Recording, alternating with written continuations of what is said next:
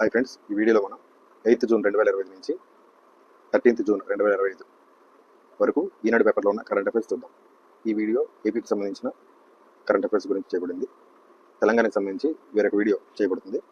ముందుగా కరెంట్ అఫైర్స్లోకి వెళ్తే 11న ఐఎస్ఎస్లోకి ప్రవేశించనున్న శుభాంశు, భారత వ్యోమగామి శుభాంశు శుక్ల ఉదయ యాత్రకు సర్వం సిద్ధమైంది. వివిధ దేశాలకు చెందిన మరో ముగ్గురు వ్యోమగాములతో కలిసి ఈ నెల 10న నింగిలోకి దూసుకెళ్లనున్నారు. ఫ్లోరిడాలోని అమెరికా అంతరిక్ష సంస్థ నాసాకు చెందిన కెనడీ అంతరిక్ష కేంద్రం నుంచి డ్రాగన్ వ్యోమనౌక ద్వారా వీరి యాత్ర ప్రారంభం కానుంది. 28 గంటల ప్రయాణం తర్వాత జూన్ 11న రాత్రి 10 గంటల సమయంలో వీరి వ్యోమనౌక అంతర్జాతీయ అంతరిక్ష కేంద్రంతో అంటే ఐఎస్ఎస్తో అనుసంధానం అవుతుంది. యాక్సియం 4 పేరిట జరుగుతున్న ఈ యాత్రలో శుభాంశు మిషన్ పైలట్గా వ్యవహరిస్తారు. ఆయన వెంట మిషన్ కమాండర్ పెగ్గీ విట్సన్, స్పెషలిస్టులు టిబర్ కప్పు, స్టావోస్ విస్నియోస్కి పయనమవుతున్నారు. 1984లో రష్యాకు చెందిన సోయూజ్ రాకెట్ ద్వారా స్వదేశీయానం చేసిన రాకేష్ శర్మ తర్వాత భారత పౌరుడు ఒకరు అంతరిక్షంలోకి వెళ్ళడం ఇదే మొదటిసారి. ఇంకొక ఆర్టికల్ వచ్చేసి ముందస్తు నిర్బంధ అధికారాన్ని పరిమితంగానే వాడాలి. ముందస్తు నిర్బంధం చేస్తారు కదా, దాన్ని పరిమితంగానే వాడాలని సుప్రీం తెలిపింది. ముందస్తు నిర్బంధం అనేది ప్రభుత్వాలకు విశేషాధికారమే అయినా దాన్ని పరిమితంగానే వినియోగించాలని సుప్రీంకోర్టు స్పష్టం చేసింది. ఎవరైనా నిబంధనలు ఉల్లంఘించాలని భావిస్తే సంబంధిత కోర్టు ద్వారా ఆదేశాలను పొందాలే తప్ప విశేషాధికారాన్ని ఉపయోగించి నిర్బంధించకూడదని పేర్కొంది. కేరళకు చెందిన ఓ నిందితుడి కేసులో జస్టిస్ సంజయ్ కరోల్, జస్టిస్ మన్మోహన్ల ధర్మాసనం శుక్రవారం ఈ తీర్పు చెప్పింది. కేరళలోని ఎర్నాకుళానికి చెందిన వడ్డీ వ్యాపారి బెయిల్పై బయటకు వచ్చాక అక్రమాలకు పాల్పడడంతో అతన్ని నిర్బంధించాలని 2024 జూన్ 20న జిల్లా మేజిస్ట్రేట్ ఆదేశాలు ఇచ్చారు. దీంతో పాటు 2024 సెప్టెంబర్ 4వ తేదీన కేరళ హైకోర్టు ఇచ్చిన ఆదేశాలను సుప్రీంకోర్టు పక్కన పెట్టింది. దీనిపై నిందితుని భార్య సుప్రీంకోర్టును ఆశ్రయించారు. విచారణ జరిపిన ధర్మాసనం నిర్బంధం సరికాదని స్పష్టం చేసింది. ముందస్తు నిర్బంధానికి సంబంధించిన ఆర్టికల్ ఉంది రాజ్యాంగంలో తెలపండి, కింద కామెంట్ రూపంలో తెలపండి. ఇంకొక ఆర్టికల్ వచ్చేసి దేశంలోనే పొడవైన కేబుల్ రైల్వే ఫ్లైఓవర్. దేశంలోనే అత్యంత పొడవైన కేబుల్ ఆధారిత రైల్వే ఫ్లైఓవర్ జార్ఖండ్లోని రాంచీలో అందుబాటులోకి వచ్చింది. శ్రంబోలి ఏరియా నుంచి భారత ప్రభుత్వ రంగ సంస్థ మెకాన్ వరకు ఫ్లైఓవర్ను నిర్మించారు. అందుకే దీన్ని శ్రంబోలి మెకాన్ ఫ్లైఓవర్ అని పిలుస్తున్నారు. ఈ వంతెనకు ప్రముఖ గిరిజన నాయకుడు కార్తీక్ ఓరాన్ పేరును పెట్టారు. ముఖ్యమంత్రి హేమంత్ సోరెన్ ఈ నెల 5న దీన్ని ప్రారంభించారు. ఇది దేశంలోనే పొడవైన కేబుల్ రైల్వే ఫ్లైఓవర్కి సంబంధించిందనమాట. ఇంకొక ఆర్టికల్ వచ్చేసి జనాభా నిర్వహణపై ప్రభుత్వ అభిప్రాయ సేకరణ. ఇది జనాభా నిర్వహణ గురించి. రాష్ట్రంలో జనాభా తగ్గుదలపై ప్రజల అభిప్రాయాలు అవగాహనను మదింపు చేసేందుకు జనాభా నిర్వహణ విధానం పేరుతో ప్రభుత్వం సర్వే నిర్వహిస్తుంది. ఈ నెల 1వ తేదీన ప్రారంభమైన ప్రక్రియ 20 వరకు కొనసాగుతుందన్నమాట. 18 ఏళ్ళు నిండిన ప్రతి ఒక్కరికి సచివాలయ ఉద్యోగులు ఫోన్ చేసి ప్రభుత్వం రూపొందించిన ప్రశ్నలు అడుగుతారు. అందుబాటులో ఉన్న ఐచ్ఛికాల రూపంలో లేదా సొంతగా ఏమైనా చెప్పాలనుకున్న వారి అభిప్రాయాలను వివరించవచ్చు. ఎవరికి వారు స్వచ్ఛందంగా ఆలోచనలు పంచుకునేందుకు వీలుగా క్యూఆర్ కోడ్ను ప్రభుత్వం విడుదల చేసింది. సిబ్బంది అడిగే ప్రశ్నల్లో కొన్ని ఏమడుగుతున్నారు సిబ్బంది అంటే, ఒక జంటకు ఎంతమంది పిల్లలు ఉండాలి, ఏమడుగుతున్నారు, ఒక జంటకు ఎంతమంది పిల్లలు ఉండాలి,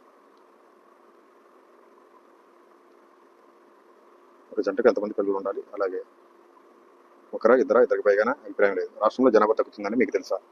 అలాగే జనాభా తగ్గడానికి కారణాలు ఎక్కువ సంతానంతో సవాళ్ళు, ఎక్కువ మంది పిల్లలు ఉన్నవారు ప్రభుత్వం నుంచి ఏమి కోరుకుంటున్నారని చెప్పేసి ప్రశ్నలు అడుగుతున్నారనమాట. ఇంకొక ఆర్టికల్ వచ్చేసి ఆరోగ్య శాఖకు కేంద్ర ప్రోత్సాహం 1000 కోట్లు అనేసి ఆర్టికల్ చూస్తున్నాం అనమాట. ఇంకొక ఆర్టికల్ వచ్చేసి మత్స్యకారుల కోసం ఇస్రో కొత్త పరిజ్ఞానం అనమాట. ఈ ఆర్టికల్లో చూడొచ్చు. చేపల వేటకు సముద్రంలోకి వెళ్ళినప్పుడు మత్స్యకారులు అనేక ముప్పులను ఎదుర్కొంటారు. ఇబ్బందికర వాతావరణం, పడవ ప్రమాదానికి గురి కావడం, పొరపాటున అంతర్జాతీయ సముద్ర సరిహద్దును దాటడం వంటివి జరుగుతుంటాయి. వాటిని తగ్గించడానికి ఇస్రో కొత్త పరిజ్ఞానాన్ని అభివృద్ధి చేసింది. ఉపగ్రహ ఆధారిత సముద్రయాన భద్రతా వ్యవస్థను రూపొందించిన ఇస్రో దాన్ని ట్రాన్స్పాండర్గా పిలుస్తుంది. ఏమని పిలుస్తున్నారు? ట్రాన్స్పాండర్. ఈ టెక్నాలజీని పశ్చిమ బెంగాల్లోని కాకద్వీప్ సబ్ డివిజన్లో తాజాగా ప్రారంభించారు. ఆ పరికరాన్ని ప్రారంభ దశలో 300 పడవల్లో ఏర్పాటు చేస్తున్నారు. భవిష్యత్తులో దక్షిణ 24 పరగణ జిల్లాలోని అన్ని ట్రాలర్లలో ఏర్పాటు చేయాలని మత్స్యశాఖ యోచిస్తుంది. ఇది ట్రాన్స్పాండర్ అనమాట. దాని గురించి ఎలా పనిచేస్తుంది అనేది ఇచ్చారు. ఈనాడు పేపర్ అవైలబుల్గా ఉన్న వాళ్ళు కొంచెం డీటెయిల్గా చదవండి. ఇంకొక ఆర్టికల్ వచ్చేసి 2022లో 86.5 లక్షల మరణాలు. 2020లో పరిస్థితి 15% తక్కువ. ఇది లైవ్గా పేపర్ చదువుతున్నందుకు ఒక్కోసారి కొన్ని తప్పులు దొరుకుతున్నాయి. దయచేసి పెద్ద మనిషితో క్షమించగలరు. ఇంకొక ఆర్టికల్ వచ్చేసి మాకు 9 స్కోచ్ ప్లాటినం అవార్డులు. పట్టణ మహిళలకు వివిధ పథకాల ద్వారా జీవనోపాధి కల్పిస్తూ వారి ఆర్థిక అభివృద్ధికి కృషి చేస్తున్న పట్టణ పేదరిక నిర్మూలన సంస్థ మెప్మాకు స్కోచ్ ప్లాటినం అవార్డు దక్కాయి. 9 వచ్చినాయి అనమాట. వివిధ విభాగాల్లో నామినేట్ అయిన 14 ప్రాజెక్టుల్లో 9కి ఈ అవార్డులు వచ్చాయని మెప్మా ఎండి తేజ్ భరత్ తెలిపారు. మెప్మాకు 9 స్కోచ్ అవార్డులు వచ్చినాయి. దాని గురించిన ఆర్టికల్ అనమాట ఇది. ఇంకొక ఆర్టికల్ చూడొచ్చు. అహో అల్కరాజ్ అద్భుత పోరాటంతో ఫ్రెంచ్ ఓపెన్ కైవసం, ఫైనల్లో సెనర్పై విజయం. ఫ్రెంచ్ ఓపెన్ సంబంధించి ఎవరు కప్పు గెలుచుకున్నారనేసి పిలిచారు. ఇంకొక ఆర్టికల్ చూడొచ్చు. 270 ఏళ్ల తర్వాత అరుదైన మహాకుంభాభిషేకం, అనంత పద్మనాభ స్వామి ఆలయానికి పోటెత్తిన భక్తులు అనేది ఈ ఆర్టికల్ చూడొచ్చు. ఇంకొక ఆర్టికల్ వచ్చేసి భారత్లో మహిళా ఆస్ట్రోనాట్లు వస్తారు, రోదసి నేర్పే పాఠాలెన్నో, అంతరిక్షంలో మనిషికి ప్రత్యామ్నాయం లేదు, రోబోలను పంపిన మానవ సహిత యాత్రలు అవసరమే, యాక్సియం 4 మిషన్తో గగనయానికి ప్రయోజనం. ఆర్ ఉమా మహేశ్వరన్ అని చెప్పేసి మానవ సహిత యాత్రల నిపుణుడు ఆయన ఈనాటితో తెలిపారనమాట. ఈ ఇంటర్వ్యూలో ఈ వ్యాఖ్య చేశారనమాట. ఇంకొక ఆర్టికల్ చూడొచ్చు. కృత్రిమ మేధ ఆధారంగా యోగా యాప్, IIIT డిఎం విద్యార్థులు ఆచార్యుల ఆవిష్కరణ, నేడు విశాఖలో రాష్ట్ర ప్రభుత్వంతో ఒప్పందం. ఏఐ ఆధారిత యాప్ పనితీరును పరిశీలిస్తున్న IIIT డిఎం రిజిస్ట్రార్ కె గురుమూర్తి.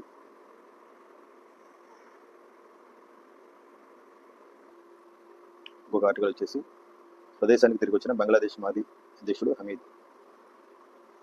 ఇంకో ఆర్టికల్ వచ్చేసి మహాసముద్రాల రక్షణకు అంతర్జాతీయ సభ, ఫ్రాన్స్లోని నీస్ నగరంలో ప్రారంభం. సముద్రాలను కాపాడతామని ప్రపంచ దేశాలు ఎన్నో ఏళ్ల నుంచి చేస్తున్న వాగ్దానాలను ఆచరణ పెట్టాలని, మాటలను చేతలుగా మార్చాలని ఫ్రాన్స్ అధ్యక్షుడు ఎమ్మాన్యుయల్ మెక్రాన్ పిలుపునిచ్చారు.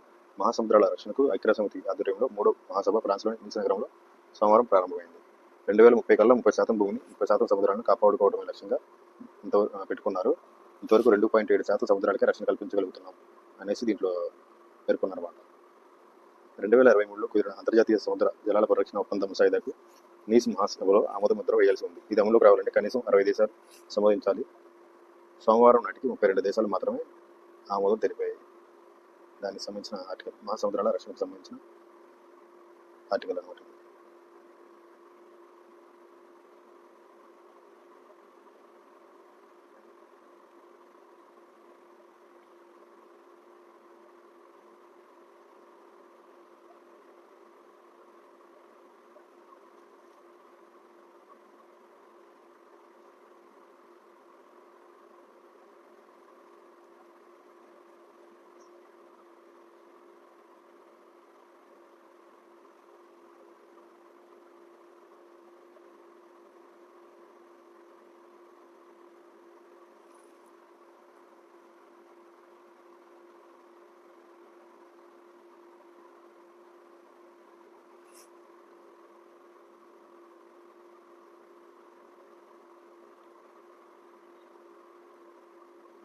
ఇంకొక ఆర్టికల్ వచ్చేసి ఈ వాహనాలతో చెత్త సేకరించాలనే యోచనలో ప్రభుత్వం, లక్నోలో అధికారుల బృందం అధ్యయనం. ఇంకొక ఆర్టికల్ వచ్చేసి అన్నమయ్య ప్రాజెక్టుపై నిపుణుల కమిటీ, గతంలో వరదలకు కొట్టిపోయిన అన్నమయ్య ప్రాజెక్టుకు పునర్నిర్మాణంలో తీసుకోవాల్సిన జాగ్రత్తలపై అధ్యయనం చేసి సిఫారసులు చేసేందుకు నిపుణుల కమిటీ నియమిస్తూ జలవనరుల శాఖ ప్రత్యేక ప్రధాన కార్యదర్శి సాయి ప్రసాద్ సోమవారం ఉత్తర్వులు జారీ చేశారు. ఇది అన్నమయ్య ప్రాజెక్టుపై నిపుణుల కమిటీ వేశారనమాట. దాని గురించి ఆర్టికల్.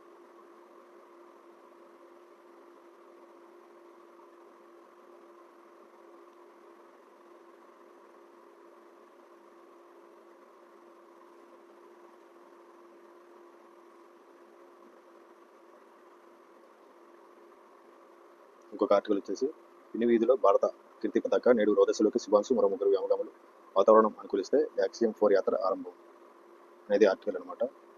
నీల్ ఆర్మ్స్ట్రాంగ్ వాడిన లాంచ్ ప్యాడ్ నుంచి ప్రయోగం అనేది దీంట్లో ఈ ఆర్టికల్ చూడొచ్చు. ఇంకొక ఆర్టికల్ వచ్చేసి ఒంగోలు వద్ద ఇనుప ఖనిజ శుద్ధి కర్మాగారం, జిందాల్తో ఏపీ ఎండీసీ ఒప్పందం, స్థానికులకు ఉపాధి అవకాశాలు, ఏపీ ఎండీసీకి ఏటా 300 కోట్లు రాబడి అని చెప్పేసి ఇచ్చారు. ఇంకొక ఆర్టికల్ వచ్చేసి కొత్త దేశాలకు ఎగుమతులు చేసే ఎంఎస్ఎంఈలకు ప్రత్యేక పథకం పరిశీలన ఉందని చెప్పేసి గోయల్ గారు చెప్తున్నారు.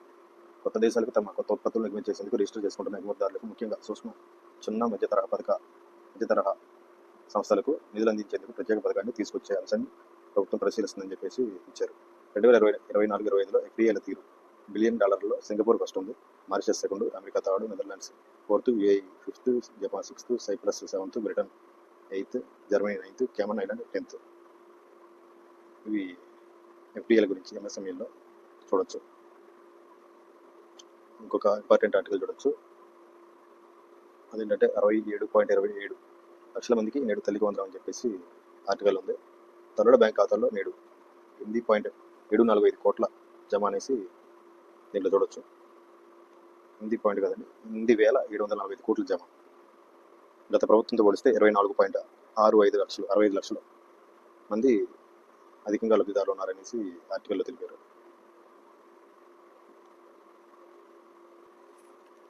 ఇక్కడ ఇంకొక ఆర్టికల్ చూడొచ్చు, రోదసి యాత్ర మళ్ళీ వాయిదా, ఫాల్కన్ 9 రాకెట్లో ఇంధన లీకేజీ, దాన్ని సరిచేశాకే పైన. భారత వ్యోమగామి శుభాంశు శుక్ల సహా నలుగురిని రోదసిలోకి తీసుకెళ్లేందుకు ఉద్దేశించిన యాక్సియం 4 మిషన్ మరోసారి వాయిదా పడింది. మే 29నే జరగాల్సిన ప్రయోగం తొలుత మంగళవారానికి వాయిదా పడింది. ఫ్లోరిడాలోని కెనడీ స్పేస్ సెంటర్ ఉన్న ప్రాంతంలో ప్రతికూల వాతావరణం కారణంగా దాన్ని బుధవారం సాయంత్రానికి వాయిదా వేశారని చెప్పి ఈ ఆర్టికల్లో చెప్తున్నారు. నింగిలోకి వెళ్లాల్సిన ఫాల్కన్ 9 రాకెట్ ద్రవ ఆక్సిజన్ లీక్ అవుతున్న కారణంగా ప్రయోగం వాయిదా పడినట్లు ఎక్స్లో స్పేస్ ఎక్స్ తెలిపింది. ప్రయోగానికి ముందు బూస్టర్ దశ పనితీరును పరిశీలిస్తుండగా లీకేజీని గుర్తించారని చెప్పేసి ఈ ఆర్టికల్ ఇచ్చారు. ఇంకా సమయం పడుతుంది మరమ్మతులు అనేసి చెప్తున్నారు అనమాట. దానికి సంబంధించిన ఆర్టికల్ ఇది. మనం ఇంకొక ఆర్టికల్ చూస్తే 80% రాయితీతో రైతులకు డ్రోన్లు, 7 నిమిషాల్లో ముందర పిచికారీ, 875 యూనిట్ల మంజూరు అని చెప్పేసి ఇచ్చారు. వ్యవసాయాన్ని లాభసాటి చేయాలనే ఉద్దేశంతో దేశంలోని తొలిసారిగా ఆంధ్రప్రదేశ్ ప్రభుత్వం 80% రాయితీతో రైతులకు డ్రోన్లు అందిస్తుంది. వాటితో అన్నదాతలు ఎరువులు, పురుగుల మందు పిచికారీ చేసేలా చర్యలు తీసుకోవచ్చు. అది డ్రోన్ సంబంధించిన ఆర్టికల్ అనమాట. ఇక్కడ ఎంత రాయితీ ఇస్తారంటే చూద్దాం.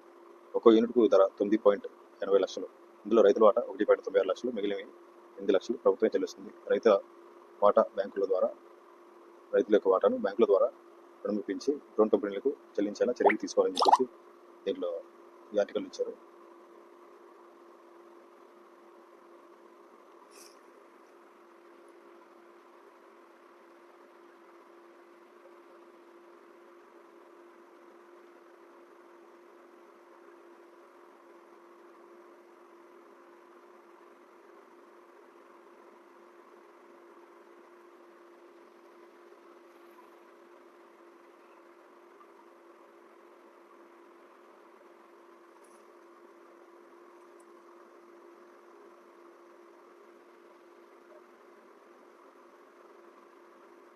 ఇంకొక ఆర్టికల్ చూస్తే చిన్నపిల్లల్లో డయేరియాకి భారత్ బయోటెక్ అనేది టీకా తయారు చేసింది. GSKతో భాగస్వామ్యం. చిన్నపిల్లల్లో బ్యాక్టీరియా వల్ల వచ్చే డయేరియాను అభివృద్ధి చేయడానికి బహుళజాతి ఫార్మా కంపెనీతో భారత్ బయోటెక్ ఇంటర్నేషనల్ జట్టు కట్టింది. తద్వారా షిగిల్లా టీకా క్యాండిడేట్ అయిన ఆల్డ్ స్టోన్ ఫ్లెక్స్ 123 అభివృద్ధిలో కీలక భాగస్వామి కానుంది. ఆల్డ్ స్టోన్ ఫ్లెక్స్ అనేది 123పై నిర్వహించిన ప్రాథమిక పరీక్షలో ఎంతో సానుకూలమైన ఫలితాలు వచ్చాయి. ఆఫ్రికా దేశాల్లో నిర్వహించిన 2వ దశ పరీక్షల్లో భద్రతా పరంగా ఎటువంటి సవాళ్లు కనిపించలేదు. ఇది చిన్నపిల్లల్లో డయేరియాకి భారత్ బయోటెక్ వ్యాక్సిన్ రూపొందిస్తుందంట. దానికి సంబంధించిన ఆర్టికల్. ఇంకొక ఆర్టికల్ చూస్తే లింగ సమానత్వంలో భారత్కు 131వ ర్యాంకు, గత ఏడాది కన్నా 2 స్థానాల దిగువకు అనేసి చెప్తున్నారు. ఒకేసారి 75 స్థానాలు ఎగబాకిన బంగ్లాదేశ్, అట్టడుగున పాకిస్తాన్ అనేది ఇక్కడ చూడొచ్చు. లింగ సమానత్వానికి మరో 123 ఏళ్లు. ప్రస్తుతం ప్రపంచవ్యాప్తంగా సగటున 68.8% మేర లింగ అసమానతలు ఉన్నాయని WEF నివేదిక తెలిపింది. ప్రస్తుత గణాంకాల ప్రకారం ప్రపంచ దేశాల్లో పూర్తి స్థాయిలో లింగ సమానత్వం అనేది సాకారం కావాలంటే మరో 123 ఏళ్ళు పడుతుందని చెప్పి WEF అనేది అంచనా వేసింది అనమాట. దానికి సంబంధించిన ఆర్టికల్ ఇది. ఫ్రెండ్స్, డైలీ కరెంట్ అఫైర్స్లో భాగంగా 8th జూన్ నుంచి 13th జూన్ 2025 వరకు ఈనాడు పేపర్ను బేస్ చేసుకుని ఏపీకి సంబంధించిన కరెంట్ అఫైర్స్ అనమాట. ఇలాంటి మరిన్ని వీడియోస్ కోసం మన ఛానల్ని సబ్స్క్రైబ్ చేయండి, వీడియోని లైక్ చేయండి, షేర్ చేయండి. Thank you friends.